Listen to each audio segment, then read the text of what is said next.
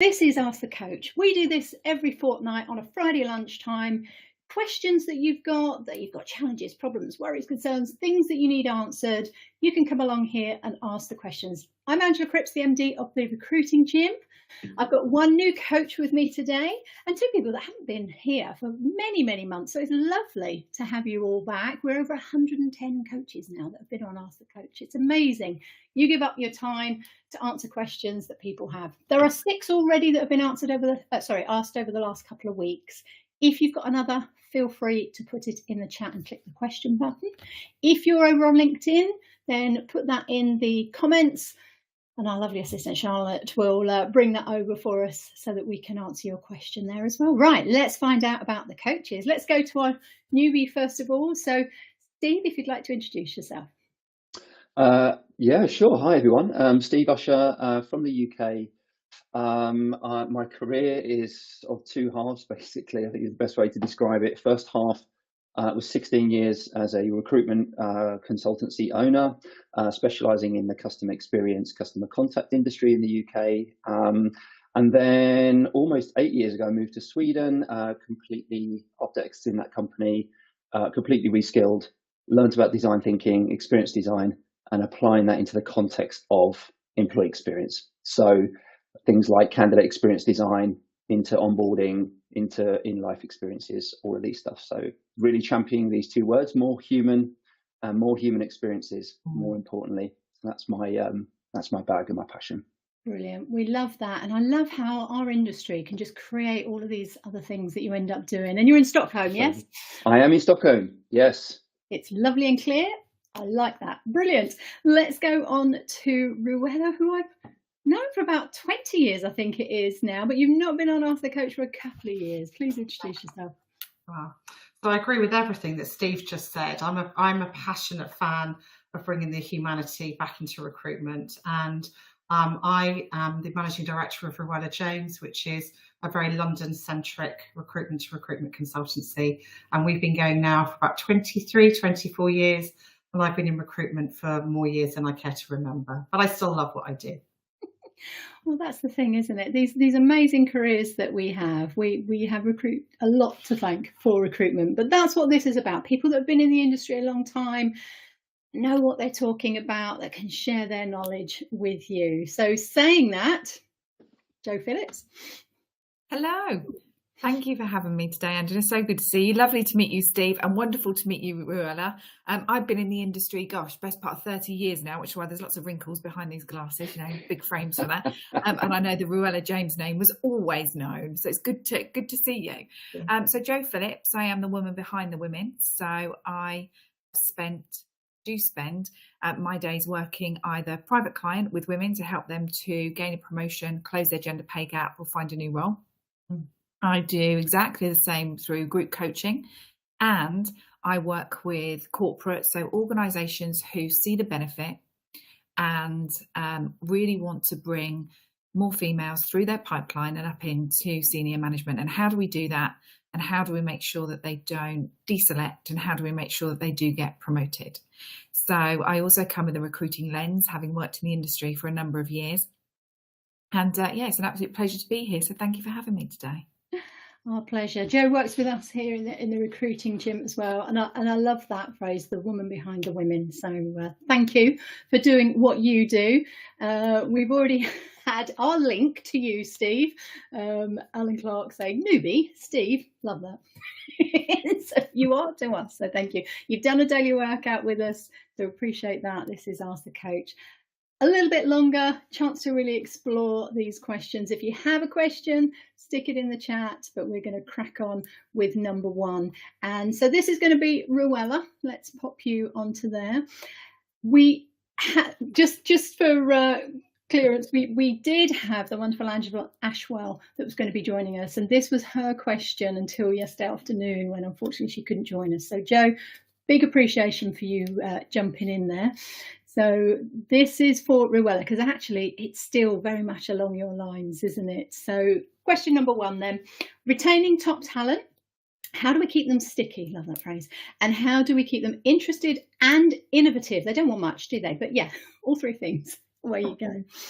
I mean, it's a great question, and being a recruitment to recruitment firm, it's one that we get asked a lot. Clients are often curious about what other companies are doing to help them retain and obviously motivate staff moving forward.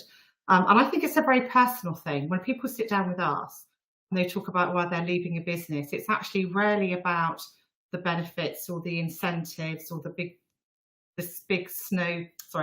ski trip that they've all been on. It's really always more around culture and perhaps how they feel they've been treated by the manager or what the leadership is like in the business.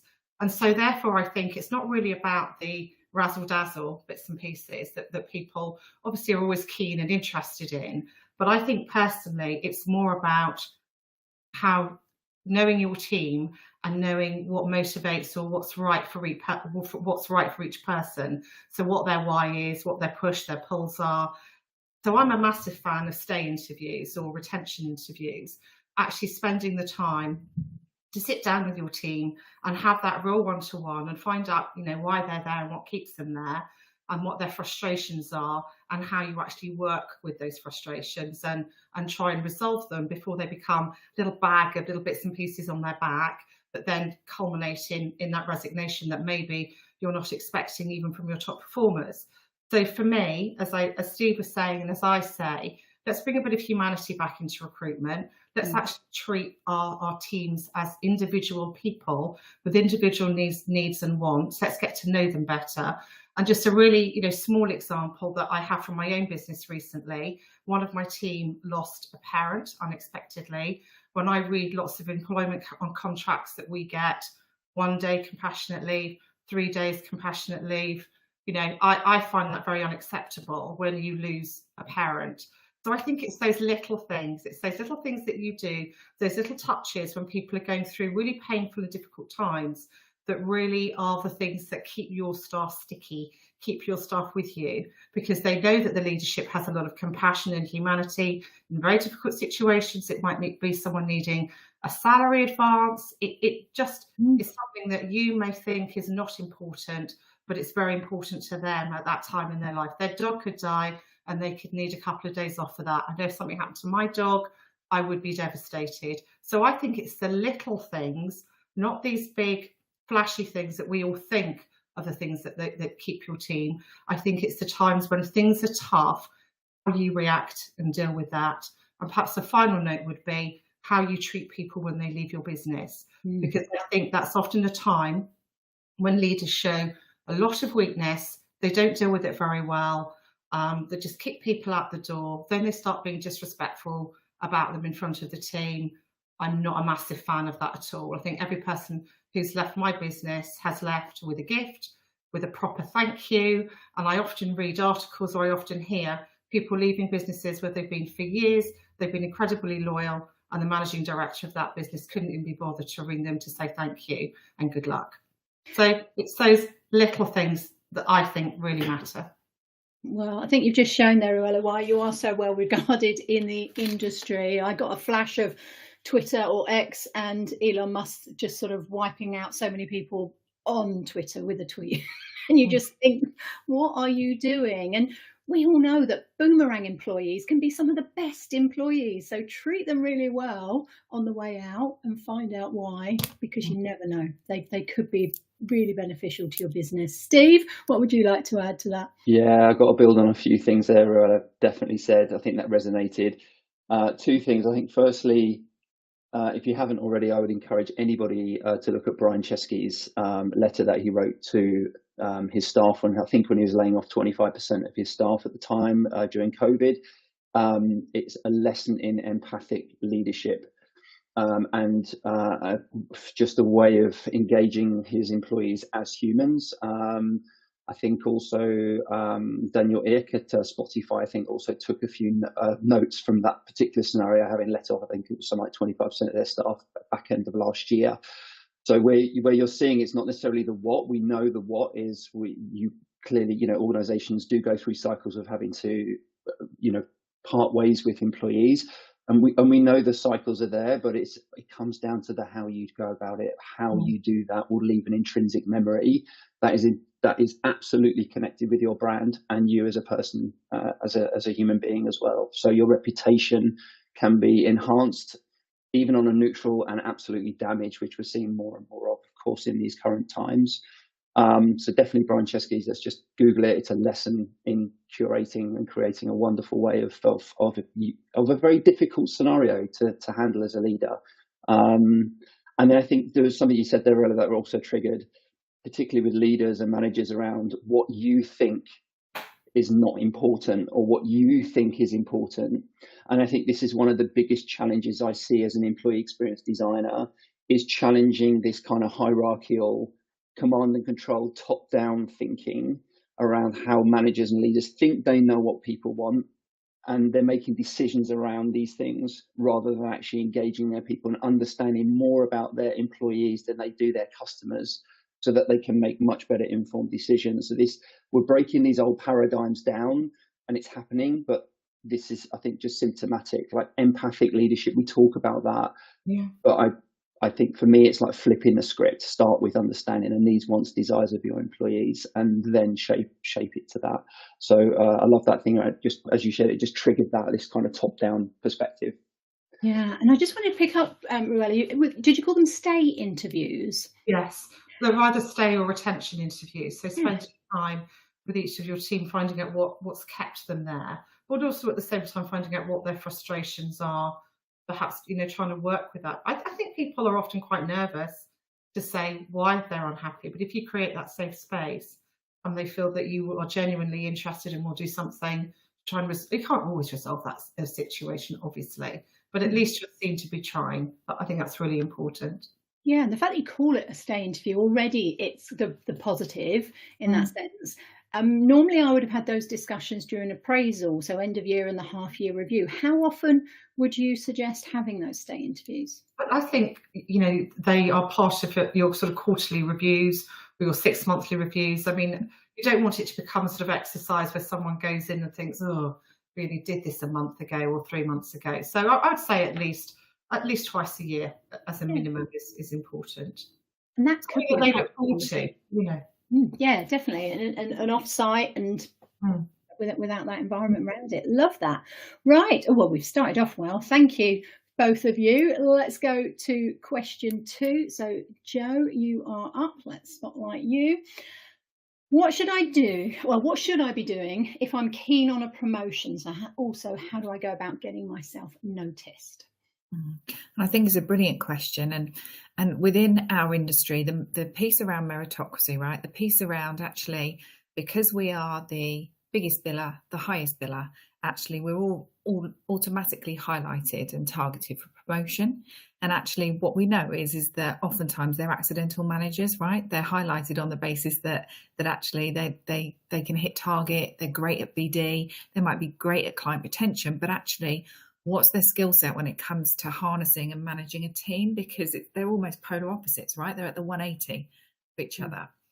And I think oftentimes what we will do when we're looking for a promotion is we work harder based on the assumption that actually it's performance that has the biggest impact gaining a promotion.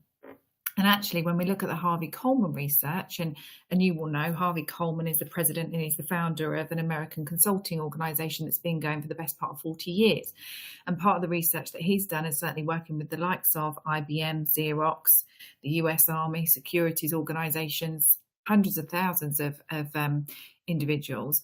What we know is that actually, when it comes to performance is actually only really contributes about 10% of our overall career trajectory. And that's if performance is a given. So if performance is a given, actually, it's only contributing 10%. Where we need to be is looking at the other parameters around pie. So we've got performance, we've got image. So what are people saying about us when we're not in the room? And our exposure piece, right? That your network is your net worth. And oftentimes in our industry, we're so busy in that 80 to 90% of our working day on performance. Get it done, hit the targets, get the people out, that what we're not doing is necessarily focusing any of our time on the narrative, on our brand, on what people are saying about us when we're not in the room. And interestingly, his study tells us that actually 30% of our career success is based on our image. So oftentimes we're so busy in perform that where we're not is looking at actually what's the feedback around us, what's the narrative, what are people saying about us when we're not in the room. And oftentimes we're reliant upon either our figures setting that narrative or our +1, which is a relatively risky place to be, right? Because we're not always in control of what our figures are doing, as much as we would like to be. Of course, because we're in a people industry, of course, our figures can change, not based on anything to do with us, but whether or not we have counter offers or people just decide not to take roles.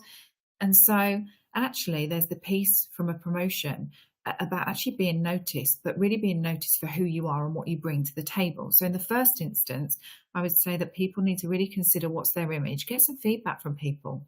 What do people say about you? And then be ready to set that narrative, be ready to talk about your image, be ready to talk about what you bring to the table, be ready to talk about your value in a much greater sense than just the numbers, because that's 30% of our career success. And then the second piece, then the second arm to that question is about how do I go about getting myself noticed? Well, 60% of your career success is down to your network. Your network is your net worth. So think about who doesn't know about you that needs to know about you.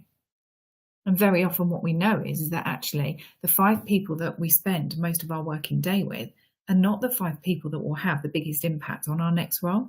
It's actually likely to be the 5 people of the 5 people. Yeah. And when I think, Andrew, about meeting you, for example, I met you, 18 months ago, maybe? And this is just a great example of extending my network. And as soon as I met with you, you then created those introductions and opened those doors. And that's happened the same with multiple people. But I think so often we overlook allocating time to networking. Actually, that's 60% of our career success. I've been so lucky. My mum, right from an early age, always told me it's not what you know, it's who you know. That research backs it up. But also when I joined recruitment, I had a manager that was all about promoting you and PRing you and helping you get to the next level. So I did the same. And it was just natural that if someone wanted to move, so it might have been one of those stay interviews that I've now learned I'm going to use all the time, where people say, I want a promotion. It was like, right, how do we get that out there? How do we make sure people know about it? Do you want to be a manager? Let's start shouting about it. And I did the same. And you create those opportunities for yourself. You do have to take some responsibility. And it might be networking with people. That's the responsibility, to find people that can do that for you. Recruiters, we're pretty good at shouting at what we're good at. We just don't always go about it the right way, do we? And I think there's also this piece that not everybody will be good at shouting about what they're good at. Oftentimes people will believe that they're boasting. If they talk about their accomplishments and their achievements, they feel as though from a societal perspective it's boasting. It's okay to talk about my figures because I see them as fact, right? They're up there on the board. But what if I haven't got the figures up there on the board, but actually I'm really good at influencing people? What if I'm really good at harnessing a team? What if I'm really good at having everybody collaborate together? What if I am the conduit to the team working together? And those are all leadership traits, right? But actually, how do we make sure that we exercise that muscle of self-promotion and that we really get used to talking about our accomplishments and our achievements in a way that we feel comfortable with, that's authentic? That when we are networking, people can really get a sense of us and a sense of what we bring to the business or to that next role. And I think it also goes back to Ruella's question and certainly this piece about we are responsible for our own trajectory. We're responsible for our own careers. And I think the piece about yes, we have one-to-ones, yes, we have these quarterly meetings, but actually it's also for us to sit and say, look, this is where I want to be next. This is where I see myself. Yeah, that was always critical, looking at the next stage and what do I need to do and what training. So you got to ask for it, but it's making that safe space to be able to say, this is what I want and this is where I want to move. Because unfortunately, I'm sure we've all been there. We know of managers that don't want to do that, don't want to support, don't want to give the next step up to someone because they might feel that, okay, wait a minute, they're going to come and take my job. But that's what's great about our industry. the better you are, the more you can create, the more positions there are. That's how it works. So let's do that. Steve, you've got a comment? Yeah, I just wanted to build on this as well, Joe. Really love what you were saying. I think there's this again going this kind of hierarchical thing, right? Is that we see development as only going up, and I've as a previous recruitment business owner, I've massively made that mistake before. It's kind of, junior consultant, recruitment consultant, senior consultant, the only way is up. And then you hit on something which is like much more around lateral development, which is more of a T-shaped development programs that actually goes, not everyone is right to be a manager. And just because you're billing well doesn't make you a great coach. So probably more often than not, it isn't. But it's, I think for me, there's something around the environment and the business you're in. And of course, like helping, you can actually be a help to those business owners to help shape actually what could development be, particularly if they're in a little bit more of a siloed or traditional way of thinking about development in their organization. And as we're seeing those companies that are shaping and becoming much more agile and fluid to people rather than just trying to fit everybody into a structure, I think it could be, I think it's a win-win. I think if you're proactive and you're putting yourself there and showcasing that, I can bring value in different ways that perhaps they're not thinking about already. There could be some value in there as well. So just that was something that resonated as you were speaking as well. Yeah, wouldn't it be lovely? I've got this vision of all these companies doing stay meetings and having career plans and T ones. Yeah, you've got options. You don't have to take that route. Let's talk about what's right for you, and that's what we're here for. That's what we advocate. So more voices saying that. Hallelujah. Okay, Steve, I'm going to leave you on here, and we're going to go to question 3. And we've already started answering this, really. So take what we've already had, but how do I create better experiences that engage people? Yeah, I think the start point on this actually is probably just like anchoring in like what is an experience in itself, because I think if we look at in the industry, particularly like HR tech industry, a lot of them are saying, create a better, employee experience, create a better candidate experience, create a better hiring manager experience, whatever word we want to put ahead of that word experience. But I do encourage people just to delete the first word and anchor into this word experience, because I think tech companies are particularly guilty of this, I think, in because of the marketing budgets that they have, but to create a narrative that, you're going to deliver a better experience, but actually experiences are inherently personal. So, you have to specifically design for that, but also a lot of like the technology experiences is all about time well saved. It's not actually about time well spent. So a lot of tools out there which are claiming around delivering or creating a better experience, they're more about experience management. So they help you manage experiences, but by definition, they're not the experience in itself. So I think that's also something to kind of just pull apart and have a think about, okay, we deliver a service. Services are typically time well saved.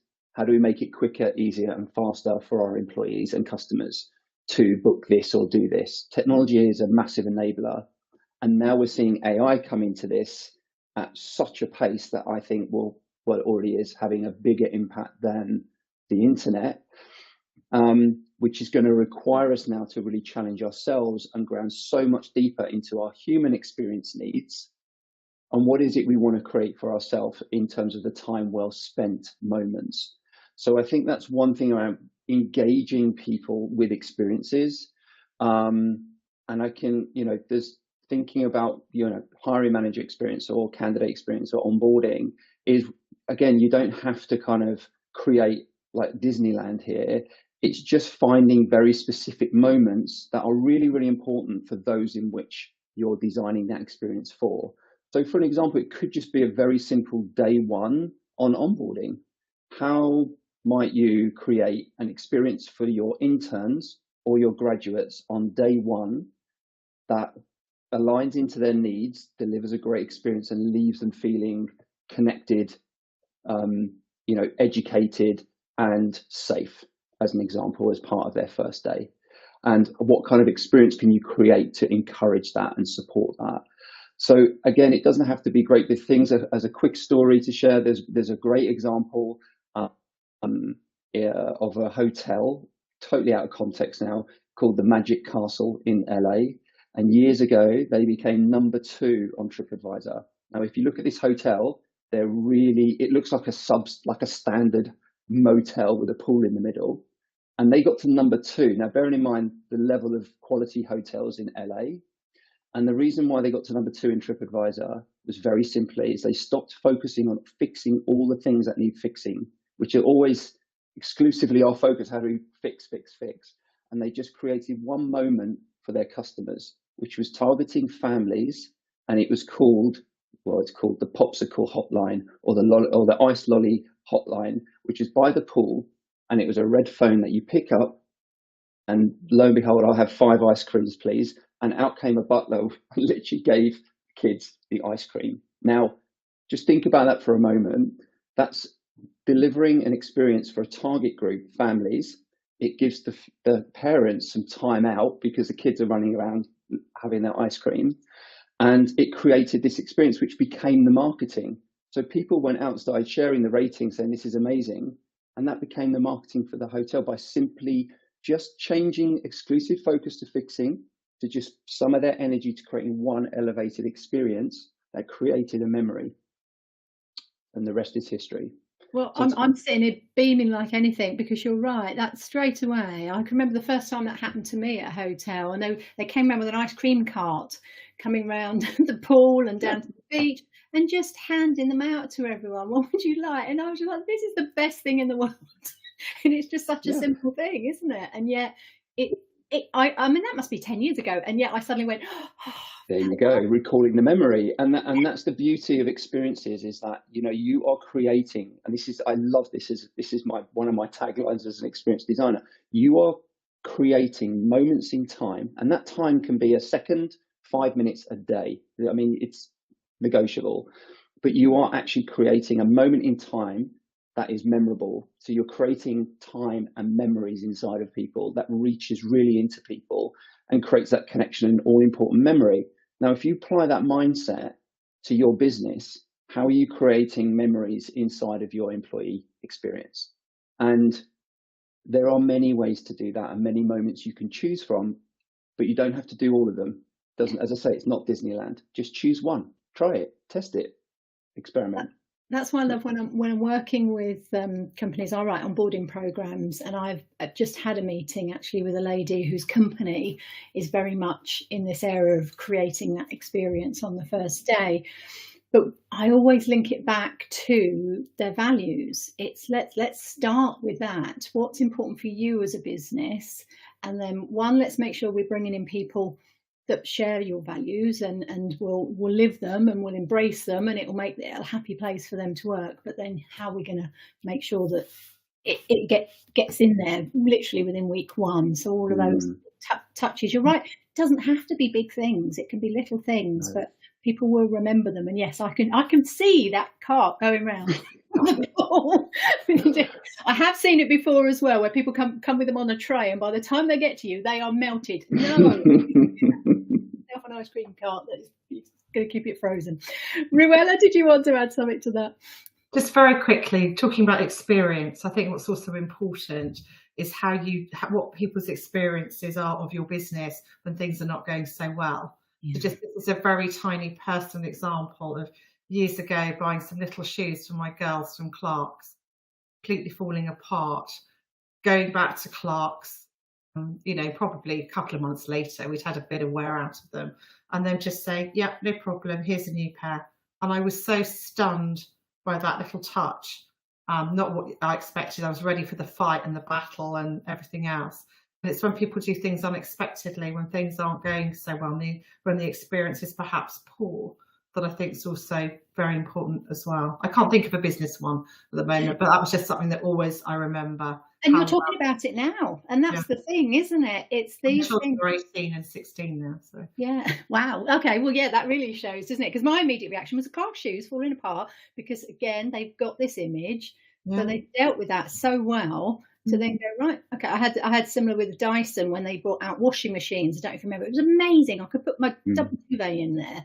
But it did keep breaking down after a couple of years. But every time they sent someone out, and they replaced all the bits, and they replaced all it was usually it was the electronics and the tech bit, and they would replace the whole board to do it again as like it was new. It was like, and even years later, I was like, this is amazing. They don't make them now, unfortunately. Oh, I think they were spending too much money on them rather than making it, but there we go. Right, we're halfway through.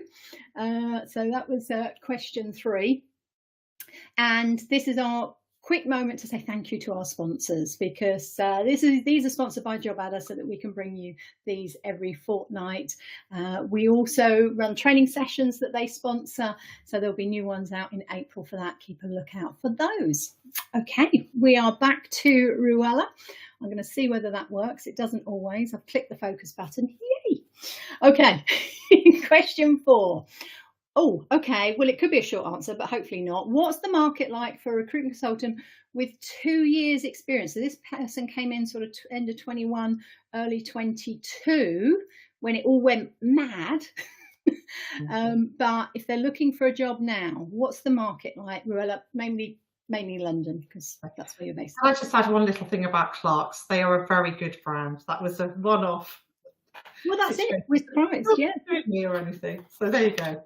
Right. So this question, a really good question, because there aren't many consultants around with 2 years experience right now. Because if you think at when that time hit, it was sort of just post-COVID, and over the COVID period, I certainly know that our training division weren't recruiting many juniors and trainees for recruitment companies, and definitely. We're seeing that again at the moment, that that part of the market is still, struggling to kind of get back, and we need new blood coming into our sector. It's incredibly important. So for someone with 2 years experience at the moment, if they have reasonably good billings, they know how to business develop, they can prove that they've brought in clients, then there is an abundance of opportunities available to those individuals. Just one caveat I would like to add is that candidates are often graded according to the billings that they have produced. We all know last year was quite a challenging year for recruiters generally. So I sort of implore firms who are looking for recruiters at the moment to perhaps just again show a bit of humanity and compassion, that maybe somebody did have a bit of a rollercoaster year last year, but there's good raw material and potential there. We have a very good example in our business where we recruited somebody a few years ago now with a very patchy CV, really poor billings, who turned out to be our top biller consistently over nearly 5 years. Successful recruitment business. So, just dig a little bit deeper. Don't take everything at face value. And we are also seeing, I'm on a little mission here today, aren't I? Okay. A lot of people not being so kind about people who've, candidates who've perhaps look like they're hopping jobs wise. It's not always their fault. There is some really crazy stuff going on out there. But yeah, if you've got 2 years, solid skills, reasonable billings, can prove you can business develop, there's lots of opportunity out there right now. There's lots of opportunity for any decent consultant right now. That's great to hear, because we're technically in a recession. So normally that wouldn't be the answer, but that gives me confidence again. It does feel really buoyant at the moment, and that we still do have 1 million jobs outstanding. It's a weird scenario. It's not your typical that we would have experienced over the last sort of 30 years or so. So great. Let's get those opportunities. And you're right. Just because someone is brilliant in one company doesn't mean they can do it in your company, and vice versa then. And you've proved that right, that they may not have been great, but give them the right environment, give them the training and the development, they could be the ideal person for you. Love that. Oh, well, that's good to hear. They'll be happy as well. Thank you for that. Okay, let's get Jo on. So Jo, we're on question 5. So what are new and innovative benefits that companies are offering? What are you hearing at the moment? Yeah, I loved it when I saw this question, because I think, when you look at benefits, it's that piece, isn't it, around the number of days holiday, the pension, the healthcare. It's all the stuff that we've seen for donkey's years. And actually, I would encourage organisations to stop thinking about them as benefits and just start thinking about what do we offer as an employee experience. What do we offer for any individual who works for us? What's their experience of being here? And of course, that all then roots back and sends us right back down to the culture piece, in terms of actually who is the organisation and what do they offer and what's their why. And I think certainly there's an example of an organisation that I'm working with at the moment. They're a tech org. And when we sat down and looked at what's their why, but also moreover, what's the employee experience, I had to stop my eyebrows from going, wow, this is phenomenal, because actually what they offer is things like sabbaticals. If you want to take a sabbatical for 3 months, take your sabbatical. That's absolutely fine. We will find another way. And of course you can come back to your role. And then there's things like unlimited holidays. Take the holidays, and what they see, of course, is that voluntary contribution come back in return. We see they have a birthday party, but it isn't just a cake in the office and a quick clink of champagne. It's a proper day party. It's about inviting customers. That's about inviting the supply chain. That's about being a community. They have an organisation holiday, and this is a genuine 3-day holiday that anybody, regardless of the time that you've been with the organisation, regardless of seniority, anybody can come on holiday. They have volunteer days, whereby you can choose a charity of your that has meaning to you, and you can head off. Of course, you're still paid for the work that you would have done had you have been in the office, but you can head off and do your charity work. They have unlimited parental leave. And this is all about how do we engage our employees to have an experience with us that also allows them to feel as though they're actually part of a community. And their list of so-called benefits, they're all about the employee experience, but they go on. There's a choice in terms of how you choose to work. You can work hybrid if you wish to. You can do flexi. You can come into the office when you wish to. It's all about the employee engagement piece first. And of course, what's right front and centre at the moment when we see all of the employee engagement surveys come back is without doubt, individuals are looking for training and development and the opportunities Steve was talking about earlier, which is to take lateral roles. And so again, they offer a scheme whereby you literally just sign up and say, great, in the next 18 months, here's the skill set that I want to learn and develop. And therefore they're allocated an amount for their own development. And so honestly, Andrew, this is one example. You asked the question. Are they a recruitment company? Because Ruella's sitting there going, who are they? We need to be working with them. Not the tech. But it's interesting, actually, that the generation that's coming through, the word expectation would be incorrect, but there is definitely a level, there's definitely a level of attraction. And I think in terms of even things like the hybrid working model is absolutely key for them, that they can choose the hours that they want to work. They can choose the location that they want to work. This whole piece about, the utopia in terms of working on your laptop on a beach is something that my generation might have seen as utopian. The next generation sees as fundamental. I'm seeing more and more of those videos saying, hey, I'm working today, but I'm walking down this thing and the rest of it. And they're promoting that. And it's a positive thing. And I'm glad you said engagement, because I see this as the employee engagement piece. It's not benefits. That's just one bit of it. It's everything else that goes with it. I know you're chomping at the bit here, Steve. Yeah, I love that. It's awesome. It was a great share. I think there's just building on and sharing some examples really to bring to life what you were just sharing there, Joe. I think it was Unilever. They had a very progressive CHRO who I think left last year actually, and I think it's like 10 to 15% of your time you can go and do another role, spend somewhere else in the business at any time. So it was a really good way of people experimenting and trying new things within the organization, because we're in a phase now where retention and evolving our existing employees is the focus. It's the hot topic right now as we're going through this economic cycle again. So I thought that was a lovely example of just being open and removing silos, which I think in such a big organization like Unilever was great. this is a great example as well of like a benefit that was given. I think the example comes from one of my favorite places, which is called the Safe Space by Chance.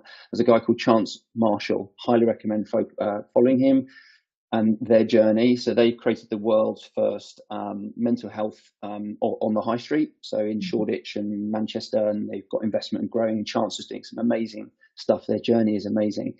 So now they're obviously offering that to employees.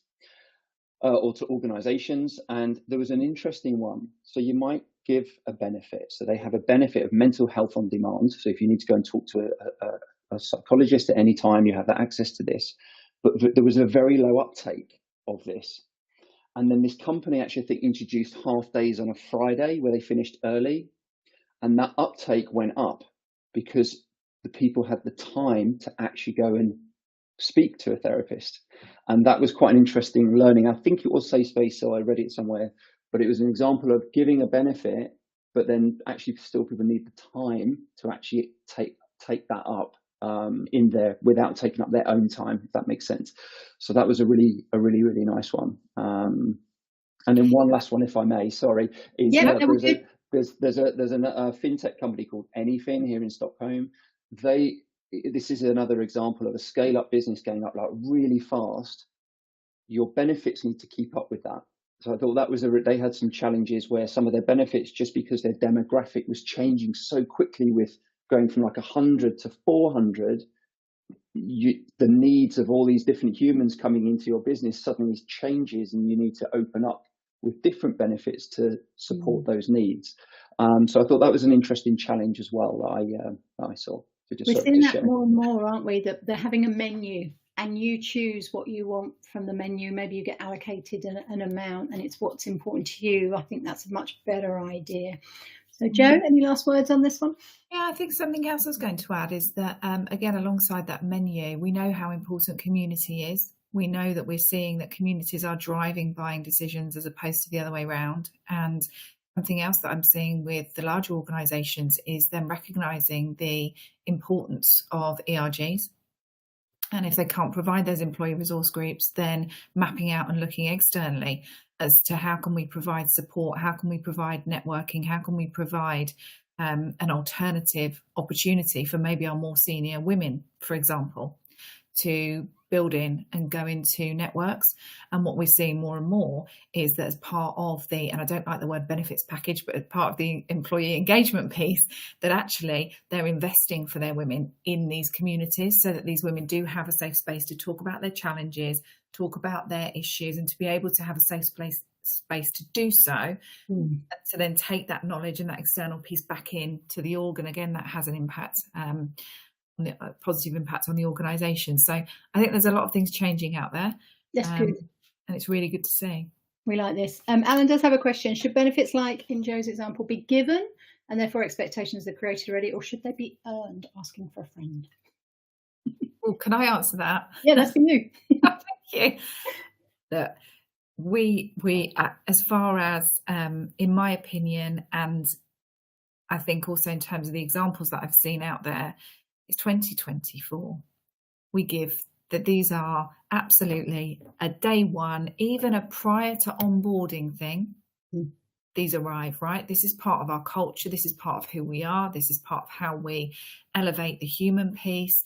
This is not about this meritocracy or this piece about you have to have been around for a certain period of time, or longevity and role or hierarchy. This is about who we are, and human to human, we want you to experience this. So in my opinion, and I'm not sure what Steve's going to say, or what Alan's going to say, but certainly in my opinion, it's an even before we've onboarded piece, right? This is, we'd love you to join us. This is everything you're going to experience. Brilliant. I'm going to have to move you on. Steve does get the last question though, and it is a closed question, so you can just answer that if you want. Is podcasting still growing and the way to go, or is it now passé? No, come on. It's no, there we go, finished. Good to see you all. We've got 1 minute left. Yeah, so look, I mean, I just quickly, I mean, I have a podcast called The Experienced Designers. This is just my personal opinion. It depends. I mean, if you have an aspiration, for me, I see it as a way of serving. I see it as a way of learning, and I see it a way of just making really great connections. I've made friends through the podcast. There's something very unique about going through a podcast journey with someone. I love more than anything of finding people who have never done it before, who have an amazing voice, something to say. They just don't necessarily have had the platform or the confidence to do that, and to take them and support them through that, and come out the other end and see their faces after and see how relieved they are. And then they go through this self-doubt, like, was that okay? And it was actually bloody brilliant. And then they go, I enjoyed that. And then it's just like, do more. You've got a natural. So that for me, hand on heart, I love that stuff. And then I love finding like little nichey things to kind of pull out and elevate into the world. But it depends what you want to do. You can make it. You can get sponsorships. You can just do it to create authority in your niche. I cannot tell you how much I've learned. I mean, you spend an hour with a CHRO of a global retail business. How can you not learn something from that conversation, which is normally impossible to get even a meeting? I'm not doing it for that, but I'm just giving an example that is just an amazing privilege. So see it as that. I mean, some people see it as a commercial thing. That's okay too. If you want to build up, fundamentally, I'm sorry to say, there's no fast route. You have to put in the hard work. And there are so many amazing digital and AI tools now that are making it quicker and faster for us to do this. Make no bones, it's only going to get better. So if you've got a podcast, anyone, get it in the chat. I love a podcast. We're relaunching our podcast. It's I totally agree with Steve. It's just the most fabulous thing. I listen to them all the time. Never did prior to COVID. And as Steve said, you know, it's that value add that you're giving out that will come back 10 times. But not only that, it's just a great educational piece, isn't it? Well, I've learned lots on this one, and I get to listen to it back. It will go on our podcast, so we'll put that in there in the chat. And we've launched a new one this year, Hiring Happenings with a pestle twist. So pestle analysis for recruiters. We're doing it for you just to make life easier. Thank you so much. I could have gone on for hours. I love getting people like yourselves onto this platform to share your ideas, share your knowledge. And thank you so much for doing that. We'll be back again in 2 weeks. It is International Women's Days. It will be an all-women's panel. So we're looking forward to that. And I think, Joe, you're going to be on that one as well, won't you? Because you jumped in on this one. We'll have you back for that one as well, because what you do is all about that. Brilliant. Thank you, everyone. Have a wonderful weekend. We're back Monday morning. Joe, your daily workout for next week, you're taking over. Yes, I can't wait for next week. So as you know, all of the work I do is gendered. It's always centered around females and uplifting and empowering females. Next week is all about the power of vulnerability, and I have an all-male lineup. It's so important that we show the next. Absolutely, Steve. So good.